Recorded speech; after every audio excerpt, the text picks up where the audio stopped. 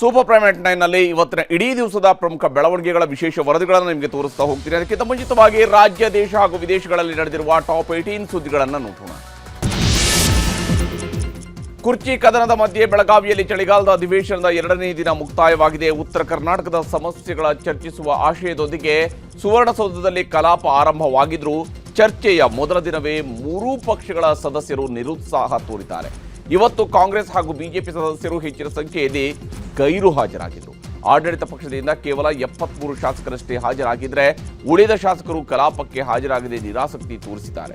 ಇತ್ತ ವಿಪಕ್ಷಗಳಿಂದ 18ಕ್ಕೂ ಹೆಚ್ಚು ಶಾಸಕರು ಗೈರು ಹಾಜರಾಗಿದ್ದರು. ಕಾಂಗ್ರೆಸ್ನಲ್ಲಿ ಮುಖ್ಯಮಂತ್ರಿ ಕುರ್ಚಿಯ ಸುತ್ತಲೂ ತಂತ್ರ ಪ್ರತಿತಂತ್ರಗಳು ನಡೀತಾ ಇದ್ದಾವೆ. ಇದರ ನಡುವೆ ವಿಧಾನ ಪರಿಷತ್ ಸದಸ್ಯ ಚನ್ನರಾಜ ಹಟ್ಟಿಹೊಳಿ ಮುಖ್ಯಮಂತ್ರಿ ಡಿಕೆ ಶಿವಕುಮಾರ್ ಅಂತ ಸೋಷಿಯಲ್ ಮೀಡಿಯಾದಲ್ಲಿ ಪೋಸ್ಟ್ ಹಾಕಿದ್ದರು.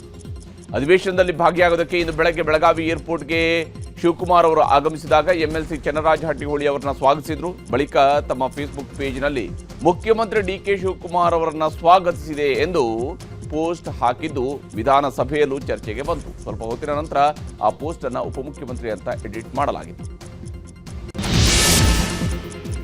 ಬೆಳಗಾವಿ ಅಧಿವೇಶನದಲ್ಲಿ ಇಂದು ಯತ್ನಾಳ್ರನ್ನ ವಿಶ್ವಾಸಕ್ಕೆ ತೆಗೆದುಕೊಳ್ಳಲು ವಿಪಕ್ಷ ನಾಯಕ ಆರ್ ಅಶೋಕ್ ಯತ್ನಿಸಿದ್ರು. ವಿಧಾನಸಭೆ ಕಲಾಪ ಆರಂಭಕ್ಕೂ ಮುಂಚಿತವಾಗಿ ಬಿಜೆಪಿ ಉಚ್ಚಾಟಿತ ಶಾಸಕ ಯತ್ನಾಳ್ ಜೊತೆ ಒಂದೇ ಕೊಠಡಿಯಲ್ಲಿ ಅಶೋಕ್ ಮಾತುಕತೆ ನಡೆಸ್ತಾ ಇದ್ರು.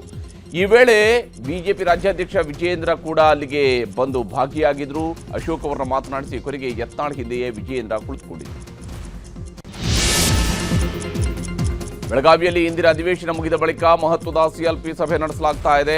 ಸಿಎಂ ಸಿದ್ದರಾಮಯ್ಯನವರ ನೇತೃತ್ವದಲ್ಲಿ ಕಾಂಗ್ರೆಸ್ನ ಶಾಸಕಾಂಗ ಪಕ್ಷದ ಸಭೆ ನಡೀತಾ ಇದ್ದು ಅಧಿವೇಶನದಲ್ಲಿ ಕಾಂಗ್ರೆಸ್ ಪಕ್ಷ ತೆಗೆದುಕೊಳ್ಳಬೇಕಾದಂತಹ ನಿಲುವುಗಳ ಬಗ್ಗೆ ಹಾಗೂ ಶಾಸಕರ ಅಹವಾಲುಗಳ ಬಗ್ಗೆ ಚರ್ಚೆ ನಡೆಸಲಾಗ್ತಾ ಇದೆ. ಇನ್ನು ಬಿಜೆಪಿಯ ಶಾಸಕಾಂಗ ಪಕ್ಷದ ಸಭೆಯೂ ಕೂಡ ಇವತ್ತೇ ಬೆಳಗಾವಿಯಲ್ಲಿ ನಡೀತಾ ಇದ್ದು ಸರ್ಕಾರದ ವಿರುದ್ಧದ ಹೋರಾಟಕ್ಕೆ ರಣತಂತ್ರ ರೂಪಿಸಲಾಗ್ತಾ ಇದೆ. ರಾಜ್ಯದ ತೊಗರಿ ಬೆಳೆಗಾರರ ಸಮಸ್ಯೆ ಕುರಿತು ಪ್ರಧಾನಿ ಮೋದಿಗೆ ಸಿಎಂ ಸಿದ್ದರಾಮಯ್ಯ ಪತ್ರ ಬರೆದಿದ್ದಾರೆ. ತೊಗರಿ ಬೆಳೆಯ ದರ ಕುಸಿತವಾಗಿದೆ. ಇದರಿಂದ ರೈತರಿಗೆ ಸಾಕಷ್ಟು ಸಮಸ್ಯೆ ಆಗ್ತಾ ಇದೆ.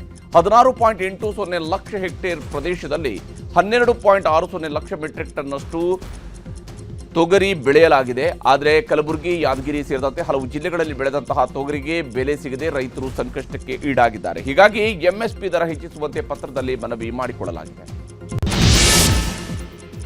ಕಬ್ಬಿಗೆ ಸರ್ಕಾರದ ದರ ನಿಗದಿ ಪ್ರಶ್ನಿಸಿ south India sugar mills association ಹೈಕೋರ್ಟ್ಗೆ ರಿಟ್ ಅರ್ಜಿ ಸಲ್ಲಿಸಿದೆ. ಸರ್ಕಾರ ಪ್ರತಿ ಟನ್ ಕಬ್ಬಿಗೆ 3,250 ರೂಪಾಯಿ ನಿಗದಿ ಮಾಡಿದೆ. ಆದರೆ ಕಟಾವು, ಸಾಗಾಣಿಕೆ ಸೇರಿದಂತೆ ಕಾರ್ಖಾನೆಗಳಿಗೆ 4,150 ರೂಪಾಯಿ ವೆಚ್ಚವಾಗ್ತಾ ಇದೆ. ಕಾನೂನು ಪಾಲಿಸದೆ ರಾಜ್ಯ ಸರ್ಕಾರ ಏಕಪಕ್ಷೀಯ ಆದೇಶವನ್ನು ನೀಡಿದೆ ಅಂತ ಅಸೋಸಿಯೇಷನ್ ಪರ ಹಿರಿಯ ವಕೀಲ ಎಚ್.ಎನ್. ಶಶಿಧರ್ ವಾದಿಸಿದರು. ಕೋರ್ಟ್ ವಿಚಾರಣೆಯನ್ನ ಡಿಸೆಂಬರ್ 17ಕ್ಕೆ ಮುಂದೂಡಲಾಗಿದೆ.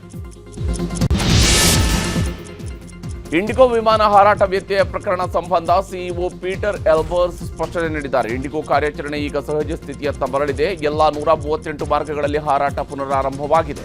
ಜೊತೆಗೆ ಏರ್ಪೋರ್ಟ್ನಲ್ಲಿದ್ದ ಲಗೇಜ್ ಮರಳಿಸಿದ್ದೇವೆ. ಈ ಘಟನೆಯ ಬಳಿಕ ಕಲಿಯಬೇಕಾದದ್ದು ಬಹಳಷ್ಟಿದೆ ಅಂತ ಇಂಡಿಗೋ ಸಿಇಒ ಪೀಟರ್ ಸ್ಪಷ್ಟನೆಯನ್ನು ನೀಡಿದರು. ಇವತ್ತು ದೆಹಲಿಯ ಸಂಸತ್ ಗ್ರಂಥಾಲಯ ಕಟ್ಟಡದ ಸಭಾಂಗಣದಲ್ಲಿ ಎನ್ಡಿಎ ಸಂಸದೀಯ ಪಕ್ಷದ ಸಭೆ ನಡೆಯಿತು.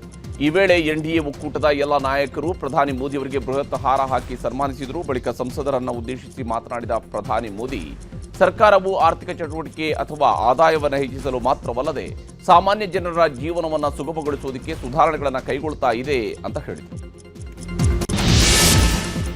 ಕಾಂಗ್ರೆಸ್ ರಾಜ್ಯಸಭಾ ಸದಸ್ಯೆ ಸೋನಿಯಾ ಗಾಂಧಿ ಅವರಿಗೆ ಮತ್ತೊಂದು ಸಂಕಷ್ಟ ಎದುರಾಗಿದೆ. ಪೌರತ್ವ ಪಡೆಯುವ 3 ವರ್ಷಗಳ ಮೊದಲೇ 1980ರ ವೋಟರ್ ಲಿಸ್ಟ್ನಲ್ಲಿ ಹೆಸರು ಸೇರಿಸಿದ ಆರೋಪದ ಮೇಲೆ ಸೋನಿಯಾ ಗಾಂಧಿ ಅವರಿಗೆ ದೆಹಲಿಯ ನ್ಯಾಯಾಲಯ ನೋಟಿಸ್ ನೀಡಿದೆ. ಮುಂದಿನ ವಿಚಾರಣೆಯನ್ನು 2026ರ ಜನವರಿ 6ಕ್ಕೆ ನಿಗದಿಪಡಿಸಲಾಗಿದೆ.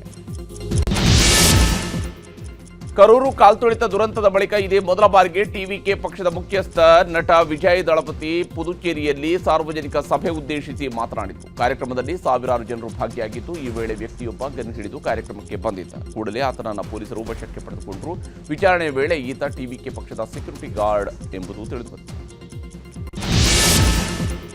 ಉತ್ತರ ಗೋವಾದ ನೈಟ್ ಕ್ಲಬ್ ಒಂದರಲ್ಲಿ ಬೆಂಕಿ ದುರಂತ ಬಳಿಕ ಲೂಥ್ರಾ ಒಡೆತನದ ನೈಟ್ ಕ್ಲಬ್ ಮಾಲೀಕ ಸೌರವ್ ಮತ್ತು ಗೌರವ್ ಲೂಥ್ರಾ ಥಾಯ್ಲೆಂಡ್ಗೆ ಎಸ್ಕೇಪ್ ಆಗಿದ್ದಾರೆ. ಈ ಬೆನ್ನಲ್ಲೇ ನೈಟ್ ಕ್ಲಬ್ ನೆಲಸಮಗೊಳಿಸುವಂತೆ ಗೋವಾ ಮುಖ್ಯಮಂತ್ರಿ ಪ್ರಮೋದ್ ಸಾವಂತ್ ಆದೇಶಿಸಿದರು.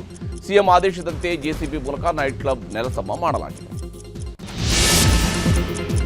ಭಾರತದ ಅಕ್ಕಿ ಆಮದು ಮೇಲೆ ಹೊಸ ಸುಂಕ ವಿಧಿಸುವ ಬಗ್ಗೆ ಅಮೆರಿಕ ಅಧ್ಯಕ್ಷ ಡೊನಾಲ್ಡ್ ಟ್ರಂಪ್ ಸುಳಿವು ನೀಡಿದ್ದಾರೆ. ಶ್ವೇತಭವನದಲ್ಲಿ ನಡೆದ ಸಭೆಯಲ್ಲಿ ಮಾತನಾಡಿದ ಟ್ರಂಪ್, ಇನ್ನು ಮುಂದೆ ಭಾರತ ತನ್ನ ಅಕ್ಕಿಯನ್ನು ಅಮೆರಿಕದಲ್ಲಿ ಸುರಿಯುವಂತಿಲ್ಲ. ಭಾರತದ ಅಕ್ಕಿ ಮತ್ತು ಕೆನಡಾದ ರಸಗೊಬ್ಬರಗಳ ಮೇಲೆ ಹೊಸ ಸುಂಕ ಪರಿಚಯಿಸುವ ಬಗ್ಗೆ ನಾನು ಚಿಂತಿಸ್ತಾ ಇದ್ದೀನಿ ಅಂತ ಹೇಳಿದ್ದಾರೆ. ಇಂಡೋನೇಷ್ಯಾದ ರಾಜಧಾನಿ ಜಕಾರ್ತದಲ್ಲಿ ಮಂಗಳವಾರ 7 ಅಂತಸ್ತಿನ ಕಟ್ಟಡದಲ್ಲಿ ಬೆಂಕಿ ಕಾಣಿಸಿಕೊಂಡಿದೆ. ಅಗ್ನಿ ದುರಂತದಲ್ಲಿ 20ಕ್ಕೂ ಹೆಚ್ಚು ಜನರು ಸಾವಿಗೀಡಾಗಿದ್ದಾರೆ. ಮಾಹಿತಿ ತಿಳಿದ ಕೂಡಲೇ ಅಗ್ನಿಶಾಮಕ ಸಿಬ್ಬಂದಿ ಸ್ಥಳಕ್ಕೆ ದೌಡಾಯಿಸಿ ಬೆಂಕಿ ನಂದಿಸಿದ್ದಾರೆ. ಮೊದಲ ಮಹಡಿಯಲ್ಲಿ ಬ್ಯಾಟರಿ ಸ್ಫೋಟಗೊಂಡ ಪರಿಣಾಮ ಬೆಂಕಿ ಹೊತ್ತಿಕೊಂಡಿದೆ ಅಂತ ಹೇಳಲಾಗಿದೆ. ಥಾಯ್ಲೆಂಡ್ ಮತ್ತು ಕಾಂಬೋಡಿಯಾ ನಡುವೆ ಗಡಿ ಸಂಘರ್ಷ ಮುಂದುವರೆದಿದೆ. ಯುದ್ಧದಲ್ಲಿ ಈವರೆಗೂ 14ಕ್ಕೂ ಹೆಚ್ಚು ಮಂದಿ ಸಾವಿಗೀಡಾಗಿದ್ದಾರೆ. ನಿನ್ನೆ ದಕ್ಷಿಣ ಕಾಂಬೋಡಿಯಾದ ಮೇಲೆ ಥಾಯ್ಲೆಂಡ್ ವೈಮಾನಿಕ ದಾಳಿ ನಡೆಸಿತ್ತು. ದಾಳಿಯಲ್ಲಿ ಸಾವು ನೋವು ಹೆಚ್ಚಾಗ್ತಾ ಇದೆ. ಇತ್ತ ಒಡ್ಡರ್ ಮಿಂಚೆ ಪ್ರಾಂತ್ಯದ ಸ್ಥಳೀಯರು ಸ್ಥಳಾಂತರಗೊಳ್ತಾ ಇದ್ದಾರೆ. ಈವರೆಗೆ 3 ಲಕ್ಷ ಜನರನ್ನು ಸುರಕ್ಷಿತ ಸ್ಥಳಗಳಿಗೆ ಶಿಫ್ಟ್ ಮಾಡಲಾಗಿದೆ.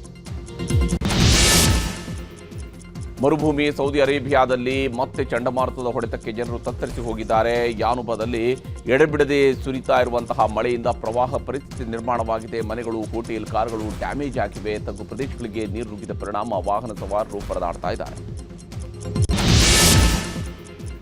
ಜಪಾನ್ನಲ್ಲಿ ಸಂಭವಿಸಿದ 7.5 ತೀವ್ರತೆಯ ಪ್ರಬಲ ಭೂಕಂಪಕ್ಕೆ ಜನ ನಲುಗಿ ಹೋಗಿದ್ದಾರೆ. ಹಲವು ಮನೆಗಳು ನೆಲಸಮಗೊಂಡಿವೆ. ಘಟನೆಯಲ್ಲಿ 30ಕ್ಕೂ ಹೆಚ್ಚು ಮಂದಿ ಗಾಯಗೊಂಡಿದ್ದಾರೆ. ಮತ್ತೊಂದು ಕಡೆ ರಸ್ತೆಗಳು ಹಾನಿಗೊಳಗಾಗಿವೆ. ವಿದ್ಯುತ್ ಕಡಿತಗೊಂಡಿದೆ. ಭೂಕಂಪದ ನಂತರ ಸುನಾಮಿ ಅಲೆಗಳು ಎದ್ದಿದ್ದು ಮುನ್ನೆಚ್ಚರಿಕೆಯಾಗಿ ಜನರು ಎತ್ತರ ಪ್ರದೇಶಗಳಿಗೆ ತೆರಳುವಂತೆ ಸೂಚನೆ ನೀಡಲಾಗಿದೆ. ಭಾರತದಲ್ಲಿ ಮೈಕ್ರೋಸಾಫ್ಟ್ 1.5 ಲಕ್ಷ ಕೋಟಿ ರೂಪಾಯಿಗಳ ಹೂಡಿಕೆ ಮಾಡುವುದಾಗಿ ಘೋಷಿಸಿದೆ. ಅದು ಏಷ್ಯಾದಲ್ಲಿ ಅತಿದೊಡ್ಡ ಬದ್ಧತೆಯಾಗಿದ್ದು ದೇಶವನ್ನು AI ಮೊದಲ ಭವಿಷ್ಯದತ್ತ ಮುನ್ನಡೆಸುವ ಗುರಿಯನ್ನು ಹೊಂದಿದೆ. ಮೈಕ್ರೋಸಾಫ್ಟ್ ಸಿಇಒ ಸತ್ಯ ನಾಡೆಲ್ಲಾ ನವದೆಹಲಿಯಲ್ಲಿ ಪ್ರಧಾನಿ ಮೋದಿಯವರನ್ನ ಭೇಟಿಯಾದ ನಂತರ ಈ ಘೋಷಣೆ ಮಾಡಿದ್ದಾರೆ.